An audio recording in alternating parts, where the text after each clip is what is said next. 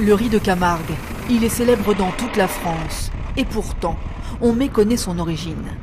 Si on le retrouve dans nos assiettes au quotidien, c'est parce que des paysans indo-chinois dans les années 40 ont introduit sa culture dans la région.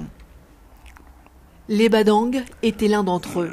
Quand il quitte son village d'Indochine pour Marseille, il a 19 ans. C'est la Seconde Guerre mondiale. La France fait venir la main-d'œuvre de ses colonies, souvent de force. Les ouvriers sont affectés dans les usines d'armement et aux champs. Nous ne sommes pas en Indochine, mais en Camargue, où a lieu la moisson du riz.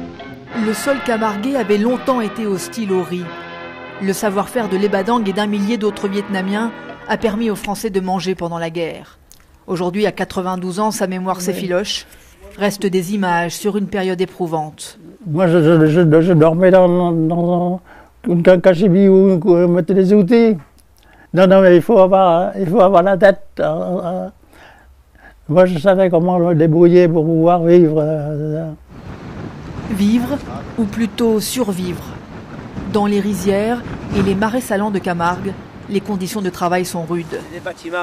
Richard, Claude et Fabrice Trine sont les fils d'un autre travailleur indo-chinois, Xuan Bo, aujourd'hui décédé. À Salins de Giraud, ils nous conduisent sur ce qu'il reste du camp où était parquée la main-d'œuvre indigène, comme on l'appelait à l'époque. Les gens étaient pieds nus, ils n'avaient pas de chaussures.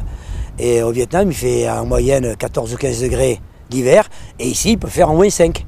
Donc ce n'est pas du tout les mêmes circonstances. Il y en a beaucoup qui ont été malades de tuberculose. La récolte a dépassé les prévisions. Grâce à la Camargue, nos enfants pourront manger du riz. Ils ont souffert du froid, ils ont souffert de la faim, ils ont souffert du dépaysement, ils ont aussi le fait qu'on n'a pas cherché vraiment à les intégrer. C'était des gens qui vivaient dans des cantonnements, donc on n'avait pas vraiment de contact avec la population, c'était difficile pour eux. Et ils étaient payés 10 fois moins que les ouvriers français ou européens. À la fin de la guerre, la majorité est rentrée au Vietnam, une poignée est restée en France. Rarement, ils ont parlé de ces humiliations. Et le silence s'est installé sur cette période, enfoui dans quelques dossiers aux archives régionales.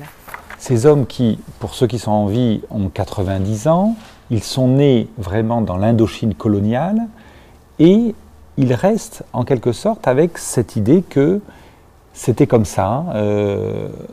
Leur pays, ça appartenait aux Français, qu'il y avait rien à contester, et puis ils ont passé toute leur vie sans jamais rien contester.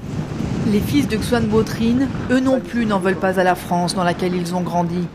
Mais ils souhaitent qu'elle reconnaisse la contribution des 20 000 travailleurs indochinois, qu'elle ne perde pas la mémoire de cette histoire, en même temps que ses derniers témoins.